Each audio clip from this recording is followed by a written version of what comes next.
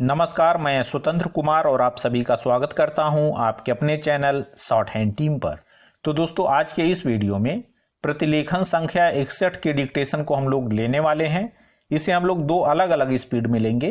पहली बार में 90 की स्पीड में, तो दूसरी और आखिरी बार में इसी डिक्टेशन को हम लोग 100 की स्पीड में लेने वाले हैं। लेकिन अगर आपको ये नहीं पता है कि इसको संकेत लिपि में किस प्रकार से लिखा जा सकता है, यानी इस प्रतिलेखन के प्रत्येक शब्द की आउटलाइन क्या होगी, तो आप इसके पहले वाले वीडियो को जाकर के देख लें। उसमें हमने एक एक शब्द की आउटलाइन को लिख करके बता रखा है। तो 90 की स्पीड में आपका डिक्टेशन स्टार्ट होगा 5 सेकेंड के बाद। तब तक के लिए आप रेडी रहें।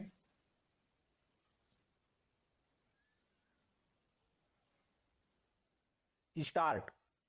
सभापति महोदय, मैं वित्त विधेयक का समर्थन करने के लिए खड़ा हुआ हूं।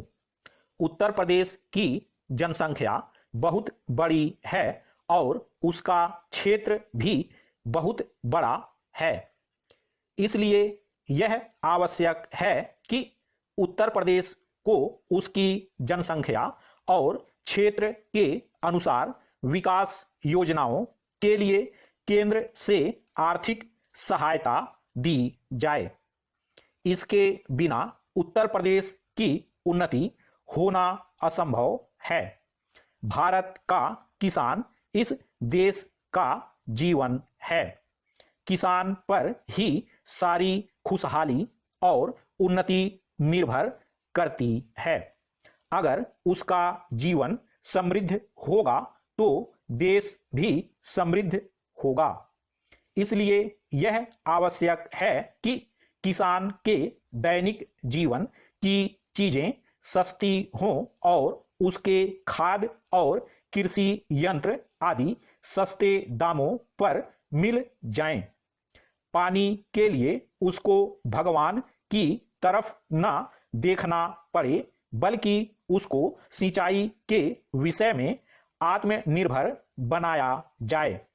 जब तक किसान को पूरी सुविधाएं नहीं दी जाएंगी, तब तक देश उन्नति नहीं कर सकता है। मेरा यह भी निवेदन है कि जिन परिवारों में खेती का काम होता है, उन परिवारों के बच्चों को कृषि विभाग में नौकरी देनी चाहिए।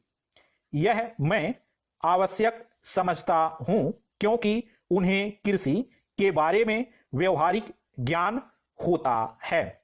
पैरा। सभापति महोदय, वर्तमान सरकार ने समाजवाद की नीति अपनाई है और सरकार समाजवाद की तरफ कदम बढ़ा रही है। लेकिन हम देखते हैं कि बड़े और छोटे सरकारी कर्मचारियों के वेतन में बड़ा फर्क है। कुछ अधिकारियों का वेतन हजारों में है, जबकि चपरासी आदि छोटे सरकारी कर्मचारियों को सिर्फ 5,000 या 7,000 रुपए मिलते हैं। आज वेतन में यह जो फर्क है वह समाप्त होना चाहिए। मेरा निवेदन है कि सरकारी कर्मचारियों के वेतन में बहुत ज्यादा का अंतर नहीं होना चाहिए। तभी हम कह सकते हैं कि हिंदुस्तान में समाजवाद है। किसान की रोजाना के उपयोग की चीजें बहुत महंगी होती जा रही हैं। देश में महंगाई दिन प्रतिदिन बढ़ रही है और सारे देश में बेचैनी फैली हुई है। इस बढ़ती हुई महंगाई को रोकना आवश्यक है, नहीं तो देश में क्रांति हो जाएगी। आप इस सच्चाई को छिपा नहीं सकते कि आज देश में चारों तरफ बड़ा असंतोष है और लोग बड़ी आशा से हमारी तरफ देख रहे हैं। लेकिन महंगाई हमारे नियंत्रण से बाहर होती चली जा रही है। देश में काले धन की बड़ी चर्चा की जाती है। उसको निकालने के लिए बड़े प्रयत्न किए गए हैं। स्टॉप। दोस्तों, इसी डिक्टेशन को दूसरी बार में हम लोग 100 की स्पीड में लेंगे और आपका समय स्टार्ट होगा 5 सेकेंड के बाद। तब तक के लिए आप रेडी रहें। स्टार्ट। सभापति महोदय, मैं वित्त विधेयक का समर्थन करने के लिए खड़ा हुआ हूं। उत्तर प्रदेश की जनसंख्या बहुत बड़ी है और उसका क्षेत्र भी बहुत बड़ा है।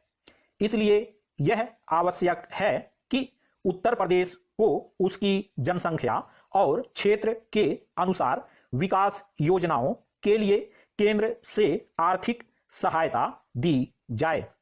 इसके बिना उत्तर प्रदेश की उन्नति होना असंभव है।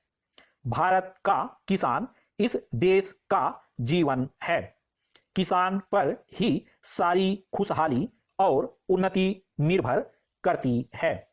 अगर उसका जीवन समृद्ध होगा तो देश भी समृद्ध होगा। इसलिए यह आवश्यक है कि किसान के दैनिक जीवन की चीजें सस्ती हों और उसके खाद और कृषि यंत्र आदि सस्ते दामों पर मिल जाएं।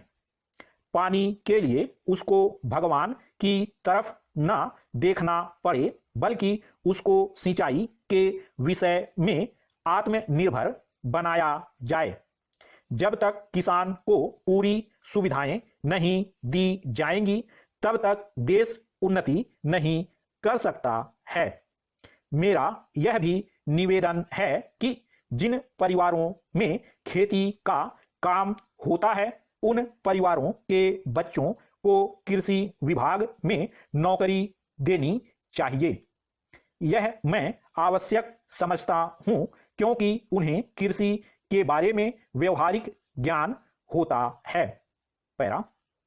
सभापति महोदय, वर्तमान सरकार ने समाजवाद की नीति अपनाई है और सरकार समाजवाद की तरफ कदम बढ़ा रही है।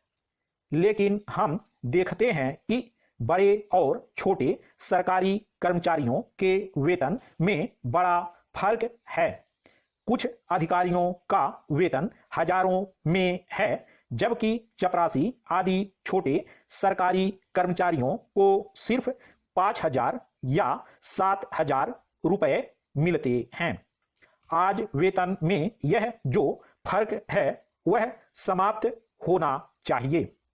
मेरा निवेदन है कि सरकारी कर्मचारियों के वेतन में बहुत ज्यादा का अंतर नहीं होना चाहिए।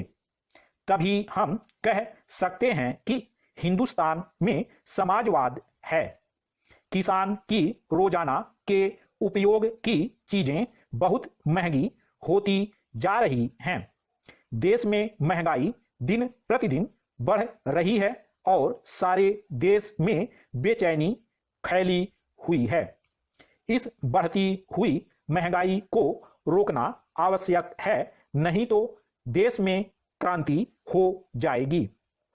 आप इस सच्चाई को छिपा नहीं सकते कि आज देश में चारों तरफ बड़ा असंतोष है और लोग बड़ी आशा से हमारी तरफ देख रहे हैं। लेकिन महंगाई हमारे नियंत्रण से बाहर होती चली जा रही है। देश में काले धन की बड़ी चर्चा की जाती है। उसको निकालने के लिए बड़े प्रयत्न किए गए हैं। स्टॉप।